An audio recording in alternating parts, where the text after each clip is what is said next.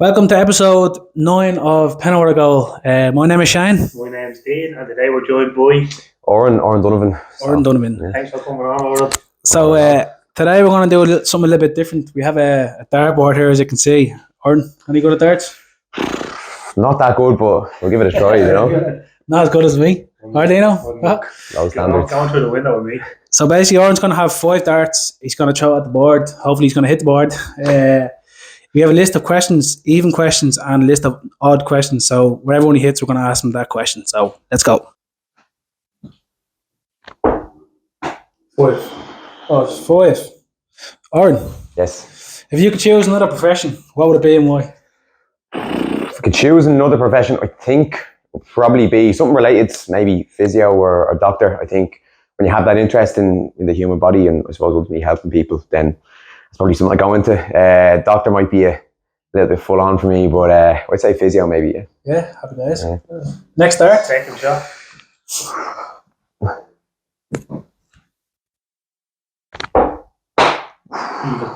Even, let's go. Even again. Off you go, Dino. What advice would you give your younger self and why? Value myself. Yeah, value myself more. I think probably something we'll touch on a bit later, but would have been quite lacking self-esteem and confidence as a kid, and I suppose just to know your own value and not always wishing to be someone else, I guess, you know. Good answer. Good answer, good answer. Project Board. You hit the board. You hit the board, aren't you? Oran? That's a start. Even again. Even, let's go. Your biggest role model and why? Biggest role model.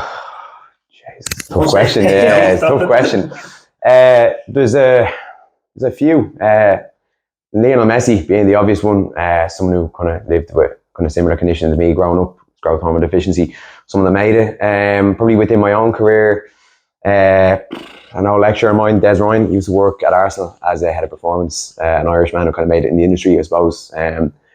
Someone who does a lot of work on, I suppose, the importance of S&C and the industry as a whole, and kind of rolling out to more people across Ireland and abroad. So yeah, I could guess that something like this will come up.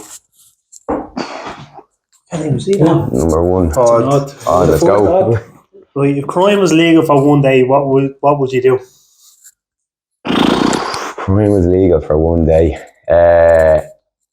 You're in bad one. I was just thinking. You're hitting me with a bad one there. Crime was legal for one day. What would I do? Go on, yeah. I know. Break that red light, wouldn't you? I know. Listen, you break a few red lights, all right, but what would I do? Like, stealing's probably okay if it's from the right people, do you know what I mean? Bank job. Yeah, bank job, do you know what I mean? Like, a lot of banks probably have too much money there that, you know, the right person can probably do it out a bit less, you know. I think it's, look, life's not fair, do you know what I mean? Like, and like getting a bit philosophical, that's the word. Life's not fair, do you know what I mean? There's a lot of people out there who make too much money for nothing, do you know what I mean? So, well, that's it. Good answer. And last one. Let's go. Dart. What's that? 14. Odd again. Right, let's see. Fun ones. Your death row meal. Death row meal. Oh, like a banging curry. A banging curry is What's your curry? What's your curry? What's your go-to? Oh, chicken green curry. Where would I get it from? A few different places. Camille do a nice one. I love Camille. Shout out to our sponsors at Bose. They feed us on match days. Feed us on match days. Yeah, they do. Yeah. So Camille Toy, thanks. Camille Toy green curry. Right, that was hit the target. We're gonna call it. That was hit the target. Target was it. Target was it a few times. Target was it. A new thing we're bringing to the episode. Let's go. Right, let's get into this episode. Oran, thanks for coming. Yeah, my pleasure. I suppose we start with growing up and what was like through school and stuff like that for you. Yeah, so simplest thing, like taking it back to when I was really young, I suppose I would have been someone who would have been quite shy. Kind of in a lot of ways like the opposite to what I am now, you know, really kind of introverted. Probably always assumed that people didn't want to be kind of mates with me, you know, that kind of way. And you know, this is before, I suppose, you know, I kind of knew more about maybe why I struggled. But yeah, definitely someone who I probably needed people to come and talk to me rather than vice versa. You'd almost kind of go into a situation thinking like, you know, what's my value? Does someone really want to talk to me? So would have been an anxious kid as well, you know. Where do you think, can you pinpoint where that started, like, or? It's tough probably going into school when you're going out of the home environment, and like I remember like the first year of school, literally like clinging onto the radiator in the corridor, like not wanting to go in, and you know your parents kind of saying, listen, look, you have to go in. And I think there was just that immediate kind of being dropped into a bigger environment when you're in the home, and you know with your family, it's probably a lot easier to kind of be yourself and nearly kind of internalize whatever anxieties you have. And all of a sudden now there's a situation where there's a bit more pressure. A lot of kids struggle with that, but I think it probably became more evident then that, you know, there was things that were probably a little bit more severe maybe going on in the background, and even once it kind of passed beyond that stage, there would have been situations of kind of being anxious in school, and there would have been almost like, the way I put it is, my brain would nearly find something to obsess over and to struggle with. And even when I kind of got over one thing, it was the next, you know. I had one or two kind of, you know, maybe a year or two into school, like really good mates, like close mates who probably just understood me and kind of nearly looked after me, but I wouldn't really kind of branched out more, kind of kept to myself, I suppose, you know. So it was tough skill for you? Or? Yeah, like socially it was tough. Yeah. Obviously not academically. Yeah, like and in a strange way, like when you say academically it wasn't tough, that can nearly set you aside more, because you know you get this kind of impression as, you know, he's the fucking nerdy kid, like he, do you know what I mean? And like in a way, like I wouldn't have been shy talking in class. Like out in the yard, I would have been, but you know, teacher asked a question, I stick the hand up, and you nearly kind of make a name for yourself then, you know. And it's not a bad thing, it really isn't, and kids can be cruel to each other, you know. But I would have been someone who grew up kind of head in the books. It's that remember that old saying, the goody two shoes? No, you used to get that all the time. 100% goody two shoes, and you know, I'd be terrified of doing something wrong. And I kind of, like, you know, like I can remember like a very specific memory of but even when it comes to my parents, like always kind of wanting to do the right thing. And I remember my mom saying to me, like, no, you have to wear your coat in school, and like if you're going out in the yard, you don't want to catch a cold, whatever. And she forgot to tell me not to do it. I'm going in one day and it's, you know, roasting outside, about 25 degrees, and I'm putting my coat on. Teacher's like, listen, you're not allowed to wear your coat. And I'm arguing with her saying, oh, like my mom will kill me. My mom was brought in to talk to the teacher then, and she was like, oh Jesus, what's he have to say? And like, so it's just one of them things. I'm almost like, it's just like anything that was said to me, nearly take it too far, you know. And I suppose that's what an anxious kid does. Like, yeah, 100%. Yeah, were you into football even when you were a kid, or when you're in school? Yeah. No, into sports, like. Yeah, always would have been into football, into sports. Always an Arsenal fan? Yeah, always an Arsenal fan. And like that came from my dad, was an Arsenal fan as well. So yeah, I always would have been. You know, and that's probably how I would have made kind of more of a connection with others. And it's what I think is great about football is that talk. You know what I mean? You can always make that connection with someone where, you know, you relate to everyone, like. Yeah, 100%. And you mightn't be someone's best mate, but you can make that connection talking about the results in the weekend. And you know, not to go too far afield here, but like on that note, I remember seeing an article in a newspaper maybe a year or two ago talking about it was talking about men's mental health and saying, you know, we need to stop all this, you know, superficial talk about football and talk about serious things. And I couldn't disagree more, because something like football is what actually brings people together. Do you know what I mean? Like you can't just remove that and then expect people to find these connections. You know, you don't go up to someone you meet in the street and start disclosing all your biggest insecurities. But it's actually kind of helping. It is. It helps a lot. Like all sports in general are like that. 100%. And there's a lot of good movements through sports, through football, so much I might talk about later, that really just helps bring awareness to it. So, you know, football is a way of making connections, and that's always something I found. You know? And same with the gym environment even as well. That's the same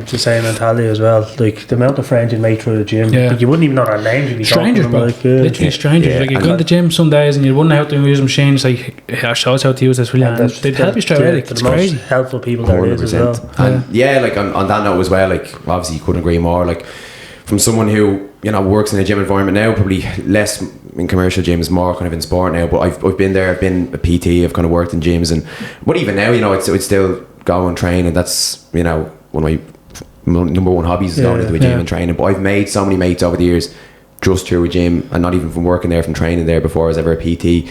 Some of the best mates I still have now.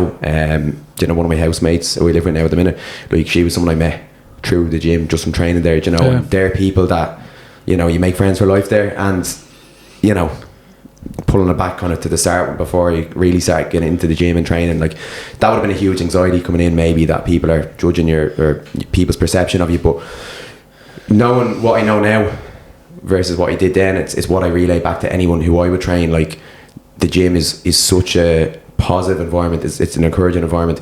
No one is in there to judge you. If anything, they're coming in to help you. You know, you find 99% of people, if they're going to speak to you at all, it's helpful, it's positive. Starting your college journey, did you always know what you wanted to do?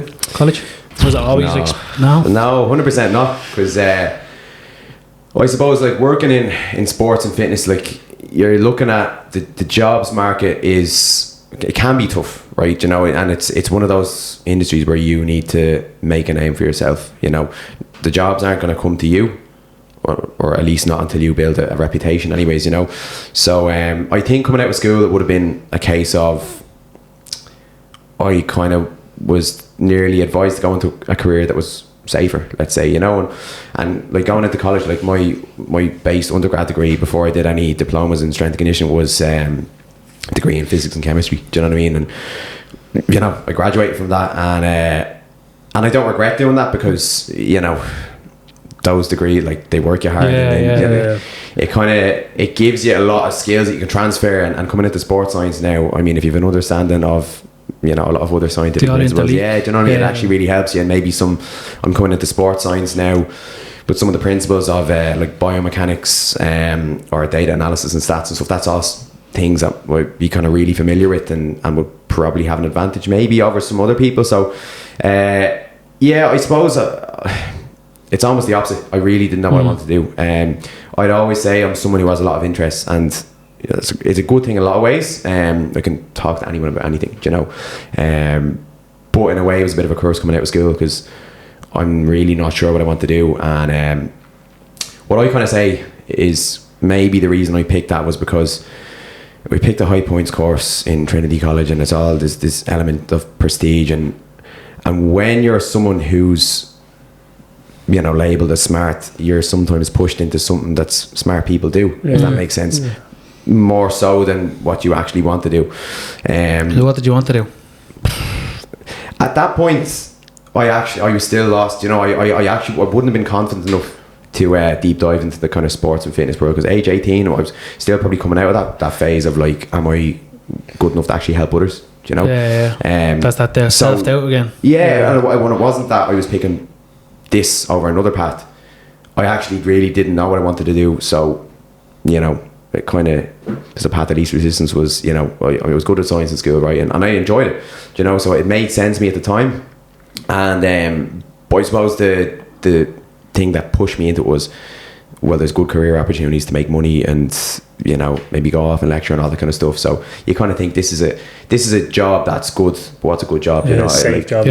Like people label jobs that are good as jobs that have maybe prestige or a good wage, whereas now the way I label value on things now or for careers is not a job that pays well. It's not a job that people think you're smart or people think it's a prestigious title. It's like, what makes me feel fulfilled, what makes me happy, where I can impact others using my skills the most, you know. Yeah, which is the most important thing, I think, anyways. Don't do a job with passion instead of trying to over, as you said, like money or basic prestige. It's a big difference. It makes a big difference. Makes you want to go. That you enjoy it, and you're passionate about it. 100%. So living with, you're very open on your Instagram and stuff, with your depression and your struggle through that. Talk to us a bit about that. That started from childhood? Yeah, it probably did, you know, and it's one of those things that, like, people can struggle with their mental health kind of coming and going at various points of their life for different reasons. But I think for me, like, it's obviously something that was present, I suppose, almost forever. Do you know what I mean? When you're quite an anxious kid.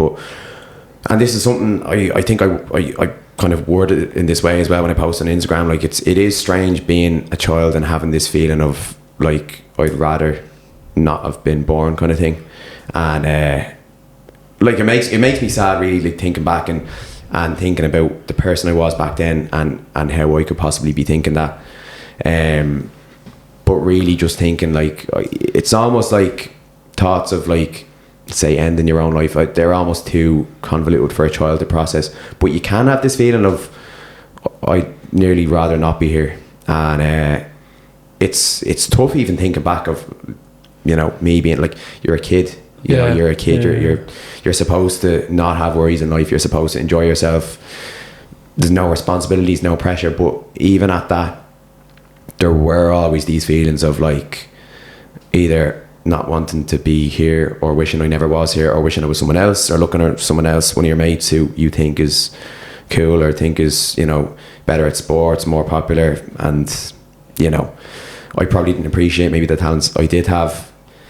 But when you're an anxious kid, you know, not really having a lot of mates, you know, there was bullying present and things like that at various points in my life, and it becomes easy to slip into that. So that's definitely when it started. And it's funny now because there was times maybe during my kind of later teenage years when I'm thinking to myself like, how have I let myself get into this place now? Because obviously it probably gotten worse then, and you're almost thinking, oh, you know, I wish I could just take it back and do it all again. But when I think back to it, there was never this, you always think like maybe when I was a younger version of myself things were better. Like I don't think that was the case. I don't think there was ever going to be this like, you know, I made this wrong choice in life, or there's things I did that impacted me. It was always, people have a predisposition. There are people out there who have a predisposition, and that's to a large degree what living with chronic like clinical depression is. You have this predisposition to feeling bad. You have, I almost say it's like having like a weaker immune system. You catch a cold and it kills you, you know, like something small comes up and it knocks you. And you always think, you know, is it the circumstances, is it choices I've made? But realistically, like when you're living with something like that, it's always going to manifest itself in different ways, and the only thing you can ever do is learn to live with it and how to have coping strategies to get through it. Understanding that things are never going to be easy.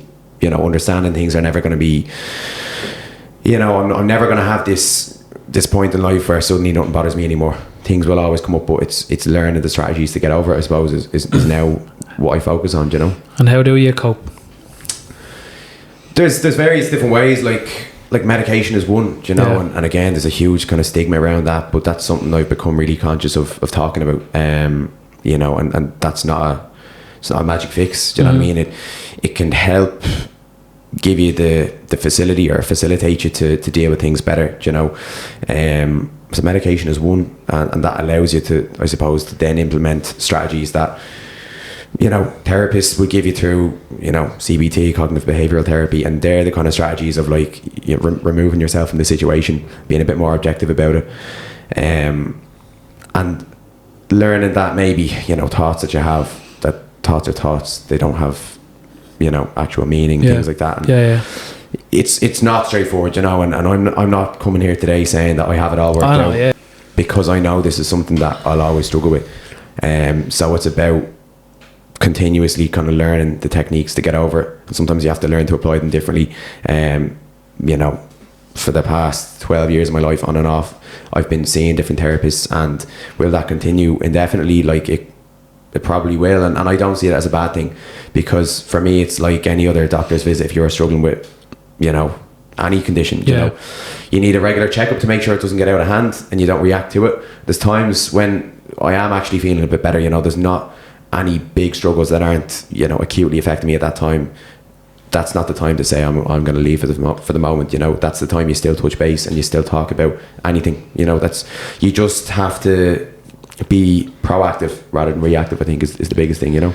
It's actually very good touching on that subject, because if there's people out there, obviously yourself being a strength and conditioning coach of both, it goes to show that people actually can't talk about it the same way you're talking out about it, because a lot of people wouldn't tell you when they're depressed, or whether they're suffering from anxiety or mental health issues, where just seeing yourself talk about it openly on a podcast is very good for someone that's struggling themselves. I think that's probably the first baby step, would I be right in saying? You just go out and talk to someone about it, like, or even there's a big stigma around therapists and stuff like that. Like people think, oh, don't go to the therapist, oh, it's wrong, there's something wrong with me.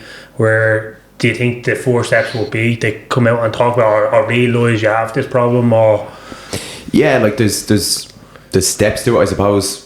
The first thing is admitting to yourself that things aren't okay, you know, and you know, there's difficulties then in what you label. Like, you know, you don't say things aren't normal, you don't say things are wrong, but you know, there's something I'm struggling with, and admitting that to yourself is the first step.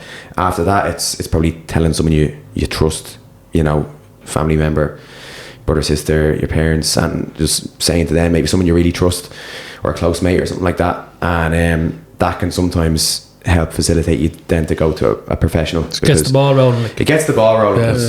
I mean, some people will keep it until they explode. Yeah, and maybe some people don't have someone close enough in their life to do it, but if you can, it just makes it easier, because you know you've someone in your corner as well before you go to a professional to talk about it. Yeah, I'm saying that as someone who, you know, when you're 12 years old, you don't go to therapy because you want to. You go because, you know, your parents notice that, you know, things aren't right. So, and again, it's something I talked about openly. Like, you know, I literally, there was times when I was sitting in therapy as a young teenager and I'm not talking, because when I was brought there first, I hadn't made that admission to myself that things are wrong. So there was sessions there, I'd to be sitting there for an hour and they're talking at you, and it's weird looking back at it now, because I was literally, they brought us to a speech and language therapist thinking I had like some communication difficulties, but I was just really just stubborn, you know. I was literally like, there's nothing wrong, there's nothing wrong. I had no problem talking, you know, or verbalizing, or, you know, talking about my problems, you know. I was like always quite articulate. I'd be able to explain it, but I didn't want to. So there was probably a year or two, maybe 14 or 15, when I stopped going, because my parents were like, well, this isn't working, maybe things might figure themselves out. And in that time, then you kind of mature a bit as a person, and you know, there's a big difference even between 14 and 16, and at that point in my life is when I went back myself, because I'd made the admission to myself, now I'm struggling, and what use is there in pretending that I'm not, you know. And that's when I went back myself, and things only started to really get any way better when I went myself, because it was on my own terms. It wasn't someone telling me, you have a problem, you need to get it fixed. It's me saying, right, there's something not right here, I'm going to go and get it fixed. That's a huge step to go yourself, like. 100%. And in a way, because I was so kind of stubbornly against the idea of going, it was nearly like I didn't want anyone to find out that I was going back, because you nearly feel, I'm crawling back, tail between my legs here, but that's not what's important, you know. You kind of realise that the most important thing here is me looking after, you know, numero uno. 100%. You know. Then growing up with your growth deficiency, hormone deficiency. It's one that I like to talk about, because most people don't know what it is. Not many in the world have that, do they? Like, there's not many people. Yeah, I think it's 1 in every 7,000 people they say are born with it, so there wouldn't be a lot of people out there. What is it? What's the science of it? Like, what? Yeah, so generally speaking, there's two ways like it can happen. Sometimes, you know, acquired growth hormone deficiency, what we call, is if you have maybe some sort of traumatic brain injury in your life, and suddenly your pituitary gland, which is in your brain, stops producing growth hormone. So sometimes people who are in car accidents and stuff, it can happen. The one that I suppose affected me is congenital growth hormone deficiency, where you're born with it. So there's either a malformation of your pituitary gland, which, you know, produces these hormones, or, you know, there's a tumor, benign tumor, that just affects the production. So it is rare. So it's hard to diagnose in that way.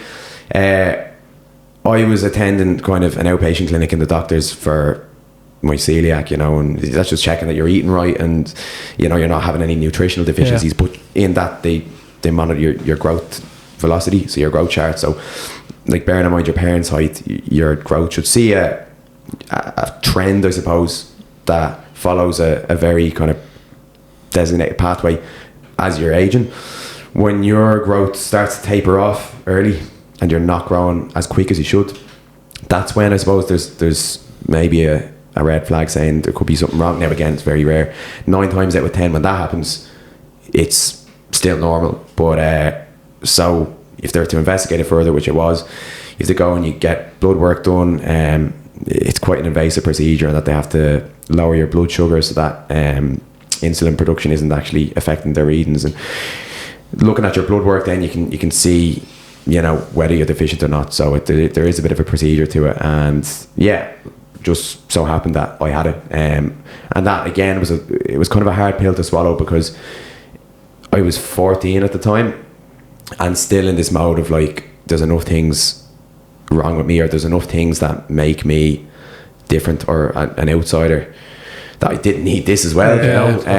And like the strange thing looking back at it now is that I was so ashamed of having it that I have 2 brothers and a sister, and I didn't tell them until I was about 20, 21 maybe. Really? You know, and you know, I had to inject myself every day with growth hormone medication, and just to, I suppose, get it up to the normal baseline levels. But it was almost like I didn't want to give someone else another stick to beat me with, is how I felt, you know.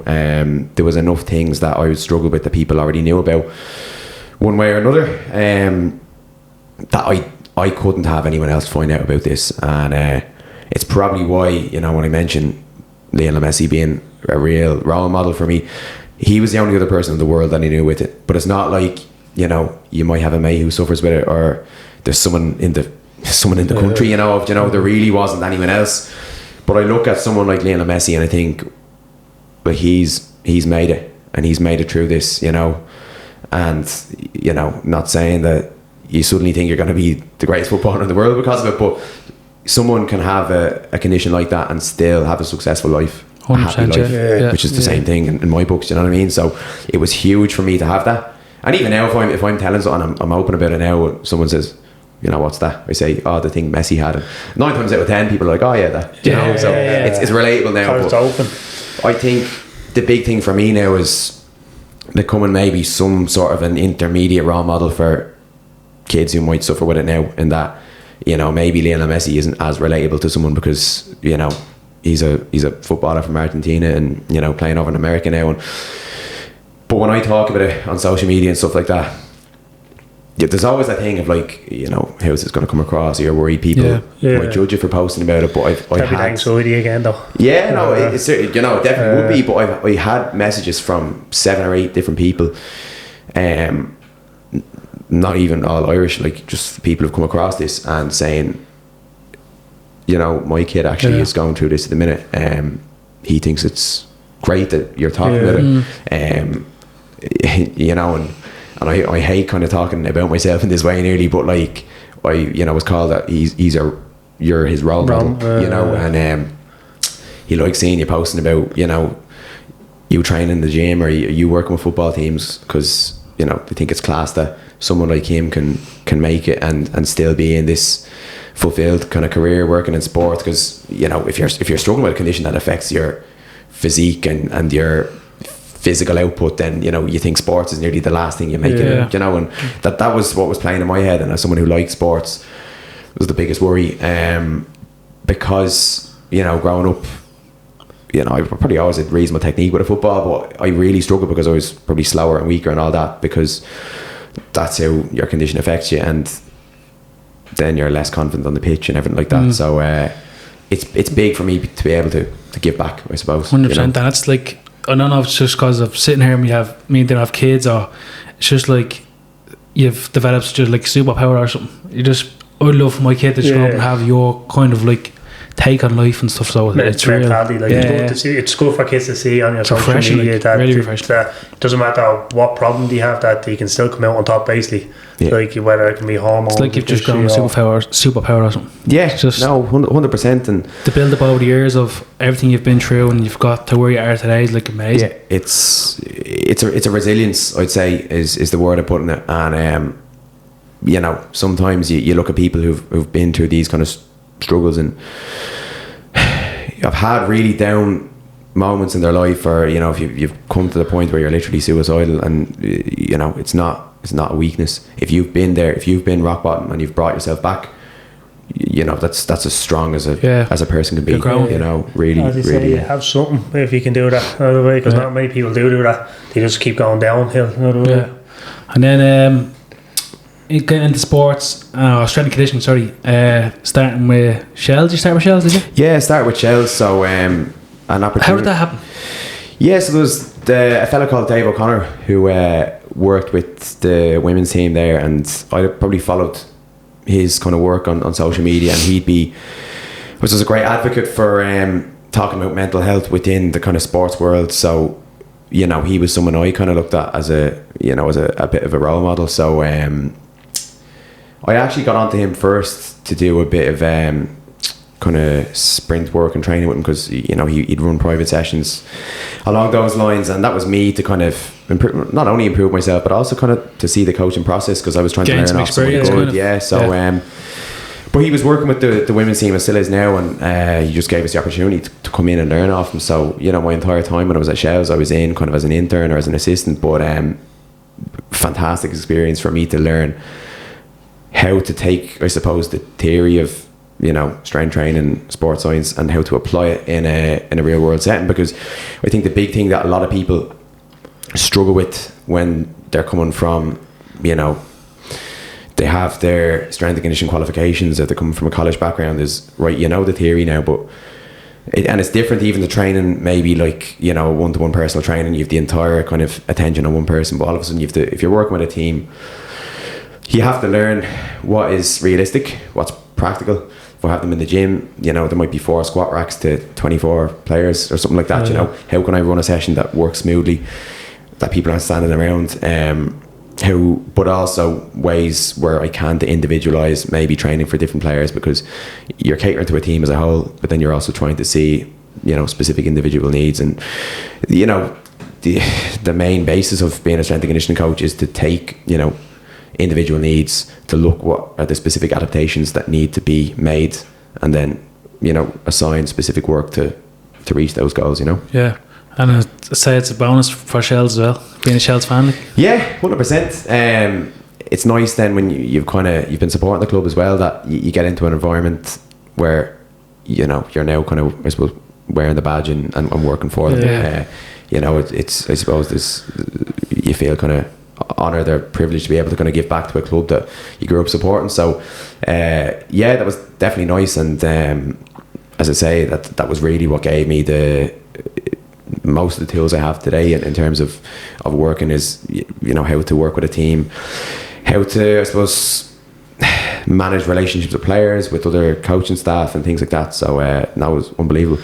You done Champions League as well with them, did you? Yeah, so I went over to Lithuania with them in the Women's Champions League, which again, that's a great experience. Fantastic experience. And you know, playing against other sides there, like we're playing Glasgow City, who are, you know, women's champions in Scotland, and they're a full-time professional team, and even just being exposed to that environment then is fantastic. And seeing, you know, I suppose you're always kind of looking at maybe the level above and what I can learn from that. So obviously for an Irish team, you know, it's similar with the women's to the men's. We kind of punch above our weight when we go to Europe, so sometimes you are literally just there to kind of learn from it and see what you can take back.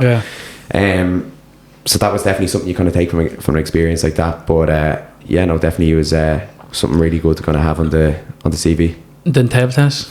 Is you good table tennis here as well? Decent at table tennis, yeah. So that was I captained the college team in Trinity for 3 years as well. Good, so you know, that was a good game. Won a few trophies along the way. So it was nice, but it's it's a weird one as well, because it was one of those kind of niche sports, I suppose. So when you say I'm good at play table tennis, someone will turn around to you and say, I play with my family in Spain, and I'm like, no, I'm actually good. So I've seen a few videos of Shark. I mean, you know, anytime we go to Liverpool, we're on the table for hours. And the two girls would be sitting there just like, just get ready, sweating. It's unbelievable. It's kind of like, you know, we see a table now with face lights up and we're like, oh, someone give us a game. Yeah, so it's a great game. It's a great game though, isn't it? Table tennis.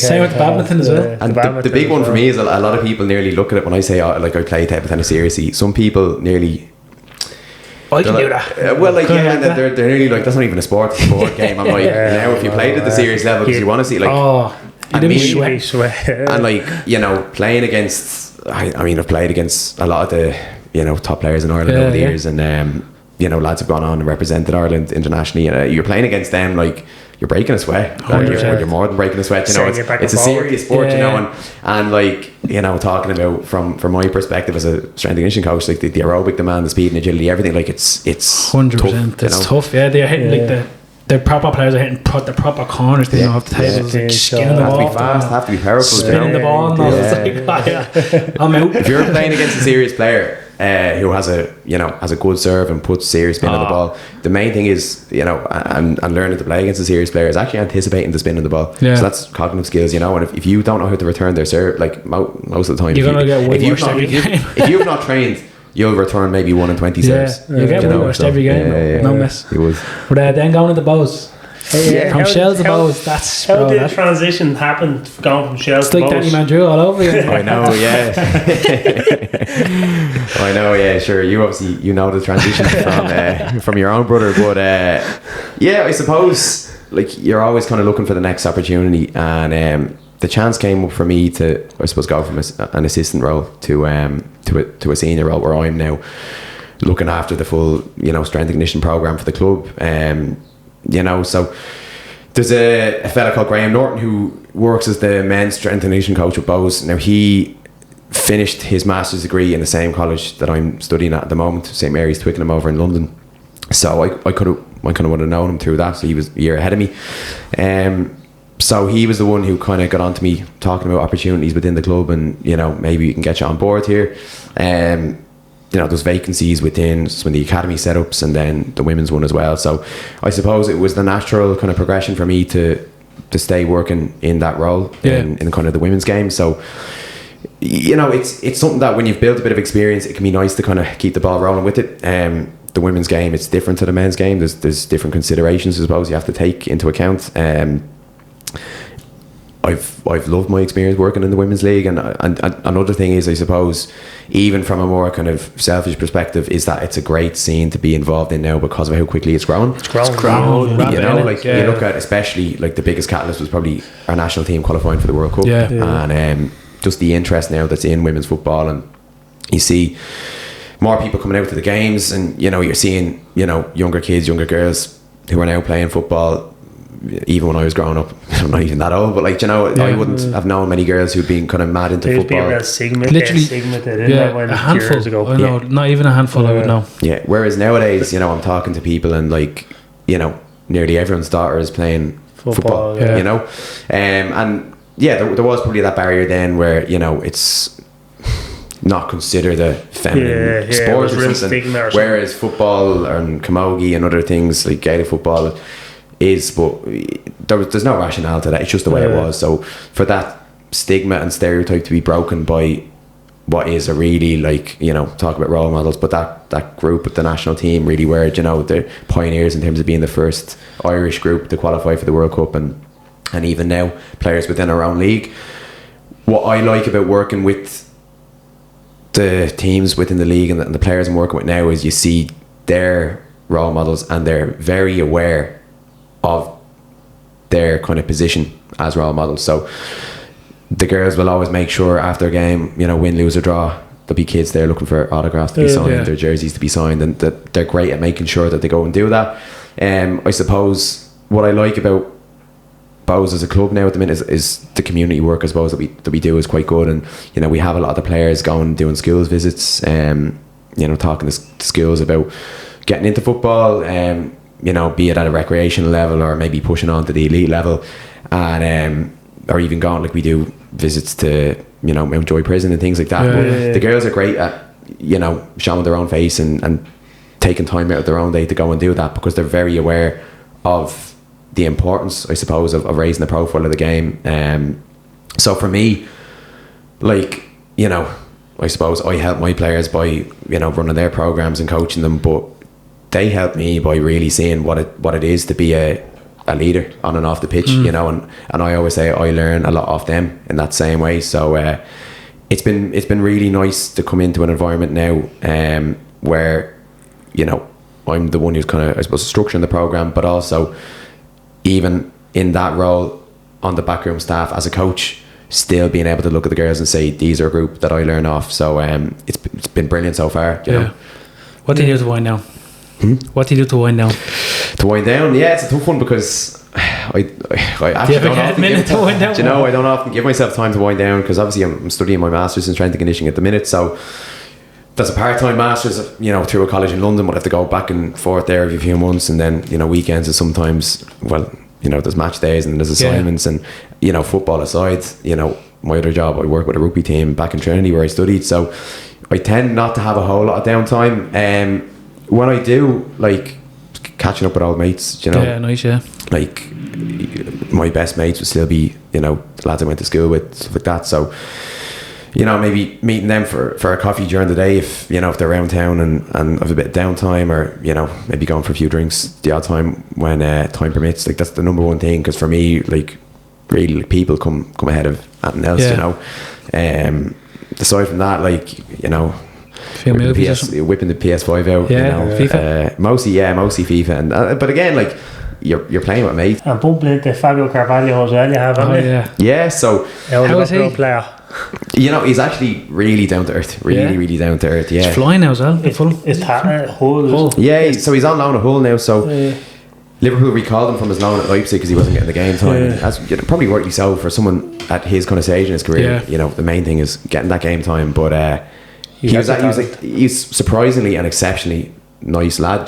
So I was over in London for the Masters, and I think what's nice about there is that there's a lot of platforms to make connections. So one of our lecturers runs a kind of an off-season group for a lot of Academy Premier League players or London-based players to come in and do a bit of S&C work in the gym there. So I kind of ran into him a few times in the gym there because he'd be in and out training and stuff. So having the chance to kind of see what a top professional does, see how hard he trains, and even share my own advice with him and stuff like that is really cool. And he's someone he was really receptive towards that, and I said, and I can remember the first time talking to him, realising, you're Irish, and he's telling me about an Irish S&C he worked with in Liverpool, and he was really engaging, wanting to learn about me. Sometimes I suppose you go to someone who's a big name like that, and you expect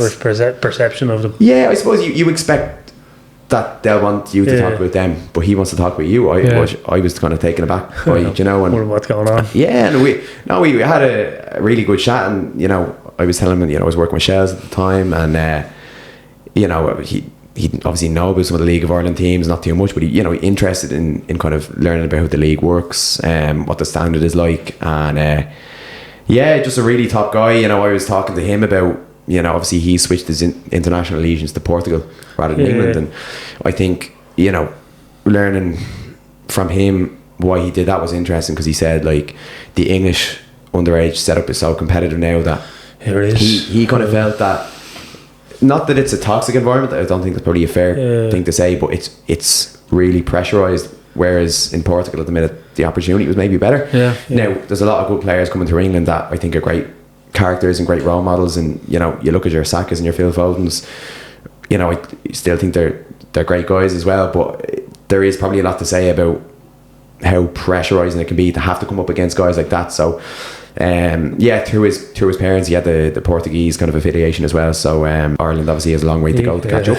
I think we're making steps, but the way they produce players, it's just, you can't compete. I want to talk about ACLs, bro. Yeah, it's ACLs. There's crazy amount of ACL injuries happening now, and it's just like it's happened over the last couple of years, more so than 5-10 years ago. The walk rate, I think, of that, is it? Astro parks, Astro pitches. So like there's a big multifactorial picture that comes into this. Like we're seeing a rise across the men's and women's game. Working in women's football, we see that it's they're 3 times plus more likely to injure it. So it's something I have to be really cognizant of in my role working in women's sports, and that's where I mentioned about there being differences between the genders in terms of how you work about it. Like we put a lot of emphasis on knee strength, quad strength, so strength through knee, flexion and extension. So you've more, I suppose, concentric, eccentric control over your legs when you're running, turning, things like that. As I said, there's a lot of factors that come into play. Firstly, you're talking about overall training load. Are players overtraining to the point where their connective tissue and muscles they're taking too much wear and tear? That's just beyond the capacity that they've trained for. The other thing is, when we talk about male versus female, is the biomechanics. females will have broader pelvis, so broader kind of hip insertion, which means that when they run with the narrow foot stance, the knees tend to cave in more. So that's now there's not a fully understood picture. You know, that the research on it is still somewhat inconclusive as to why it's that much more in women's sport. Another thing that we consider is the fact that even girls who are playing professionally nowadays wouldn't have had the same access to good kind of physical conditioning as the lads would have growing up. So it's just like a shock to the system kind of? Well, like there's a strength deficit that they have because they hadn't been exposed to that environment growing up, and they're on catch up nearly. So I suppose the biggest way to tell that is when we see the next generation of players coming through that have been exposed to maybe a more equal kind of training environment when they're kids into academy, into professional. Does the gap start to narrow? You know, I suppose the jury's still out on that one, but it's something that has to be looked into, you know, and is being, in fairness, you know, there's research, a lot of work going on. There's research groups from UEFA, FIFA, and everything going into it, because look, in the last 3 years, there's been over 300 documented ACL injuries in women's professional football. Yeah, crazy, you know, crazy. It's crazy. And that being said, that's a huge injury. It can put you out forever as well. It is. That could end your career. It is scary, you know, because there's no knowing how quick you'll come back from it. You know, we say 9 months is when you can kind of start training. It's probably a year before you get back on pitch, but like some people are never the same. Some people are never the same. You know, when you get your ACL repaired, you know, they do a surgical graft to reconstruct it, and you know, the problem is then that when you're making that kind of artificial ligament, it's, you know, the scar tissue from the surgery procedure, which means it's more likely to go again because that structure isn't as strong. So, and then there's the whole thing of like how you decondition over a year of not playing and not training. You know, we start to reintroduce strength training as early as we can. You know, first you get the leg mobile and then you start to re-strengthen it, but that strength deficit is huge in terms of, you know, getting back to the level you were at before. So oftentimes, you know, you're literally learning how to kick a ball again. It's, you know, long. It's really, really long. And but that being said, it's not just in the elite game. You know, you're seeing it happen, as you said, in the kind of general population as well. So, the league, I don't mind. That's it. You know, you've done it yourself, and you understand that it doesn't have to be that you're playing for a living. You know, you can do it playing Sunday League, you can do it on Astro. So put you out of football if you're not doing it like for a living, you're doing it for enjoyment. Like you it's not that, because you get injured and you have a job, like you have to go to work, and I'll be out of work for 9 months nearly. But the thing is, right, if you're in a professional club, you know, you will have everyone around you have to get back. Top of the range staff. If you're not in a professional club, you're not. Well, you can't be fucked. You know, you're kind of on your. If you don't put the work in, though, you're on your own. You have to put the work in after you get the surgery done. You have to do the exercise. You have to go back to the gym and build it up. Like you have to. If you don't do it, then you're gonna be fucked. That's it. And like the big thing as well about why I like to kind of, I suppose, preach the gospel of S&C to the broader community is that these are the situations where it becomes important to know how to look after your body. You know, like there's a lot of people out there who think that, you know, they can go playing football 3 or 4 times a week, and you know, if they don't strength train, that they're going to be fine. And like realistically, you know, the research tells us that, you know, even if you're doing something that's very, you know, cardiovascularly based or something that's very aerobic, like even distance running, you know, like Mo Farah can squat twice his body weight. You know, I know he's a light fella, but it's still impressive. You know, like, he's an endurance runner. You know, if you're a marathon runner, you still need to do it. Like, it won't be heavy strength training like you're a, you know, an Olympic lifter or a powerlifter. But it's very important to look after your, you know, your musculoskeletal system with a baseline amount of strength training, so that your body has the capacity to take those forces from running, from, you know, ground impact, from jumping, whatever the sport that is you do. So, you know, even if it is at a recreational level, even if you're, you know, in your 50s playing Astro League once a week, you probably should be doing at least once a week, you know, some sort of a leg strength session. It doesn't have to be, you know, heavy. Plyometric work. Well, you know, a few plyos, and like even starting off with some kind of body weight squat, lunge work, and then some lighter weights. But it's so important for people to realise that, not only from an injury prevention perspective, but going into older age, which is, you know, it's another whole question altogether. But why are we seeing a lot of people having, say, hip fractures or big bone injuries in older age? Because, you know, they have poor muscle mass, they have poor bone density. Bone density was something that I got affected by my growth hormone deficiency, and it's one of those things that people usually kind of sit back and say like, oh, that's sounding fucked, like, but my bone density improved hugely, and you know, I got results from DEXA scans and everything that showed me as such from when I started strength training, you know. And it's funny because a lot of people will only probably take doctors' advice off this, and doctors give you what's, I suppose, what they know you'll take from a book. Yeah, well, you see, the doctors know that you'll take your calcium and your vitamin D, but that's only that's a facilitator to, you know, your musculoskeletal adaptations that happen from strength training. So your bones will, you know, the adaptations in terms of your bones growing stronger will work with calcium, vitamin D, good diet, but it won't be stimulated unless you're giving your body that kind of strength stimulus, which is, you know, resistance training. Like, even, you know, like my own dad would say, like, you know, I mean, he did a lot of cycling growing up, martial arts and stuff, and he'd always have said to me nearly growing up, I should have gyms for bodybuilders. You know, that's a very stereotypic thing. It is, and particularly probably from that older generation. And you know, you've a lot of guy coaches will say, sure, you don't kick a dumbbell over the bar, you know, but you know, there's only now people are starting to understand the connection that has to be made between things that are, you know, it doesn't have to be sport specific. It's not like you're kicking a dumbbell around a pitch, but it's the work that helps you through the things we consider less, like your acceleration, deceleration, cutting, turning, and you know, it's that older generation, I suppose. There's that misconception as to what strength training is. You know, there's people thinking that you pick up a dumbbell and you look like Arnie, or that has to be the end goal, and it's not always the end goal. There's a huge in between, and really from, you know, the ages of 11 or 12 up to, you know, up to death, you know, you should be doing some level of strength training, obviously age appropriate, but you know, there's benefit in it, you know. Like when I get people to strength train, forcing, especially women, forcing say, I don't want to get too big, you're thinking to yourself, you haven't even got like the testosterone to get too big, unless you're taking obviously enhancement drugs, like 100%. And it's a real stereotypical thing that people think, little do they know, it's actually helping them, like in everyday life, not alone just grown size. 100%. And I think that probably plays into the kind of stigma of like strength training in female athletes, you know, even at the elite level. Like, look at Vera Pauw, for example. So Ireland women's manager during the last World Cup, like, she was known to have said publicly on a lot of occasions, you know, I don't want my players doing weightlifting, as she called it, you know. Because she says she thought that was bad for female athletes and that caused them injuries. Now, mounds and mounds of evidence says that prevents injuries, you know, if you do it right.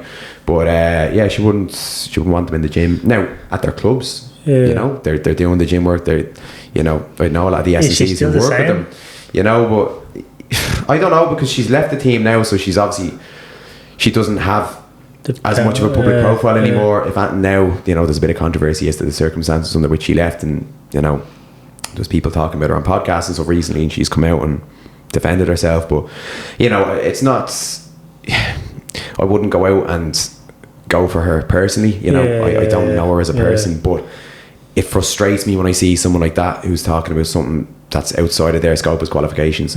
She wants to tell me, you know, the ideal setup for a team, or you know, whether they're better playing a, you know, 4-4-2, you know, like that's her place to say. But coming out and saying she doesn't want her S&Cs to have them in the gym, you know, it's kind of a case of staying in your own lane. Look, she's head coach, she has the ultimate call, but I think there's a time and place when, even as a head coach, like, why do you have your staff? You know, you have your staff there for a reason.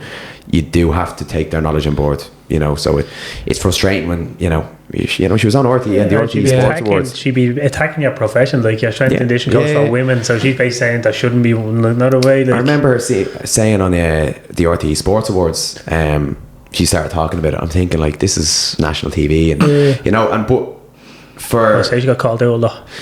Yeah, well, they questioned it, but it's, you know, I was annoyed that she was even given the platform to talk about it, because you know, you're looking at this being such a pivotal moment in terms of the sport going in the right direction, and you know, even though she's taken the team to World Cup, which is obviously fantastic, and I'll never take away that achievement from her and what she's done, she's also shooting the whole thing in the foot by saying, like, they should play football, but they shouldn't be in the gym, you know. So staying in line for a Pauw.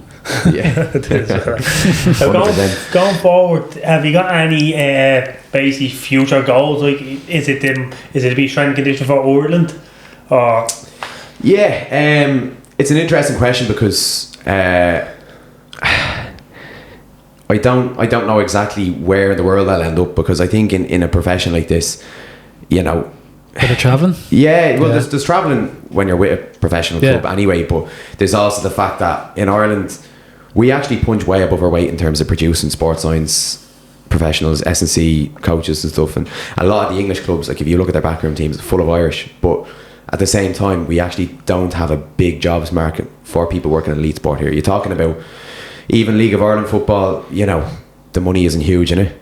You're looking after that, there's maybe, you know, there's a few inter-county gas setups that pay well.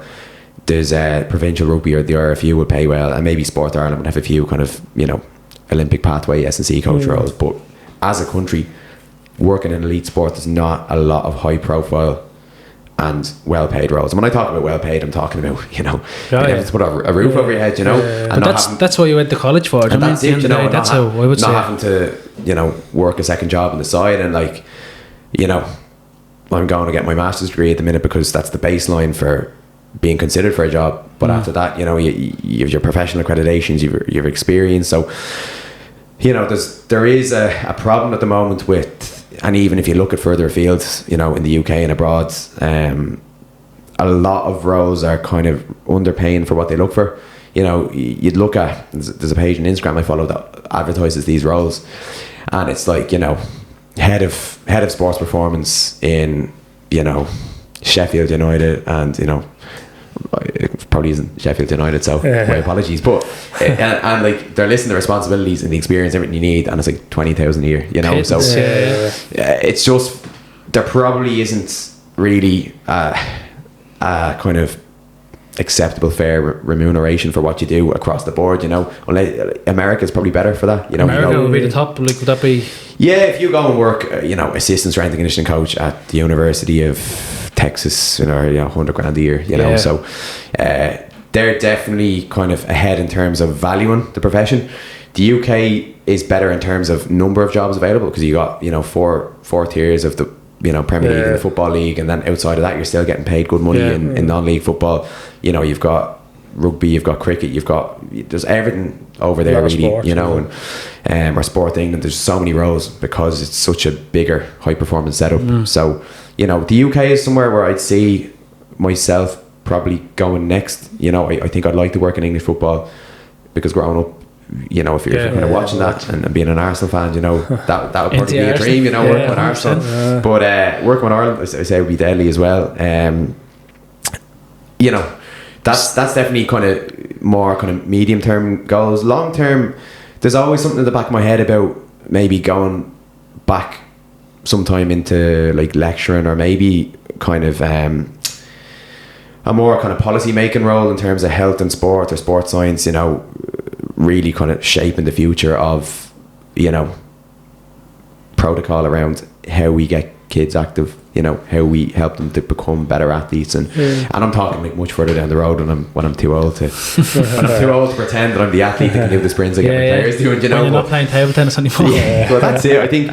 And listen, I mean, you can be a kind of practitioner in the gym, on the field, for an indefinite period of time, but from what I know from talking to people who've been there, you know, sometimes you get to a stage where you feel, no, I've been there and done that, I'll now step into the more kind of advocacy role, or a more kind of lecturing role where you're teaching the next generation. You know, you're now coaching coaches, or, you know, maybe you want to be, let's say, a difference maker in society, where, you know, you're going and trying to really become an advocate for, you know, introducing, let's say, better you know, physical development programs for kids, better kind of athletic development support for amateur sport, and even going into, you know, physical therapy support for older adults and stuff, because there's just such a misunderstanding as to the importance of it at the minute. There really, really is. Primary school, what was it? It was like you got an hour on a Friday or something. For what? Down the hall, down any sort of sport. Oh, PE, like it wouldn't be. It's not great. It should be like basically a class each day. 100%. Physical health and mental health. Some kids probably are just going home and just sitting in the gaff or whatever in the bedroom, not going out. So they wouldn't be going out every day. And that's it. And like, look, I suppose you're seeing like a future generation of kids where, you know, there's a big worry there that, you know, they grow up only wanting to walk around with an iPad in their hands. Yeah. And, All this gaming. you know, and that's the way that's the way the world is. There's a real kind of trap that you can fall into where all of a sudden it's easier. There's a path of least resistance to sit on the couch and, you know, playing the iPad or the iPhone or watching TV or gaming or something where it does, you know, it takes a bit of effort maybe to go out, but not only does it affect them physically but also socially. Do you know what I mean? Like when I was growing up as a kid, you know, you'd go out on the green and play football and, you know, all day, all day, you know, all day. You know, your parents are dragging you in at like, you know, when it's getting dark, well, you're literally out there for hours and hours and hours. Never see a kid with a ball out on the street. Yeah, and it makes me sad actually thinking back, like, that they mightn't have that same experience because, like, you know, the great days. They're great. They are great days, you know, and that's when, you know, back in the day, and you're, you know, thinking of, I don't know who it was at the time, Robin van Persie. Yeah, screaming, Gerrard! Robin van Persie, he fucking disgraced us, but do you know what I mean? Like, you're Wayne Rooney or someone in the park, you know? Yeah, and Street Strike was on the 100%. And it's funny, like, I remember seeing on Instagram recently, like, someone saying, like, the disrespect Wayne Rooney gets as a footballer. Yeah. Crazy. Do you know what I mean? Like, for maybe how his career finished. Because he dropped back into the midfield kind of role towards the end of his that's it. But career. then you take that step back and you say, name one kid who didn't once scream Rooney, and taking a shot, 100%, pretending they were him. You know, he was that guy. Shaved you know? head and all the good kids shaved their heads and all. Yeah, icon. Oh yeah, Street Strike was on the telly. You won't find a more iconic footballer of all time. 100%. That's been episode 9. Oran, I just want to say, like, it has been, like, we've learned a lot. Yeah, it's been a pleasure. We've learned a lot, like, and like I said earlier, if from having kids, like, I'd want them to have your strength growing up and when they get to your age, like, the stuff you've been through. And as always, like, happy to share the story. And hope someone can take something from it. So yeah, it's been a pleasure. You should be proud of yourself, pal. Honestly, you should be proud of yourself. 100%. That's been episode 9, and that's a wrap. Like and subscribe. See you all next week. Thanks. Like and subscribe.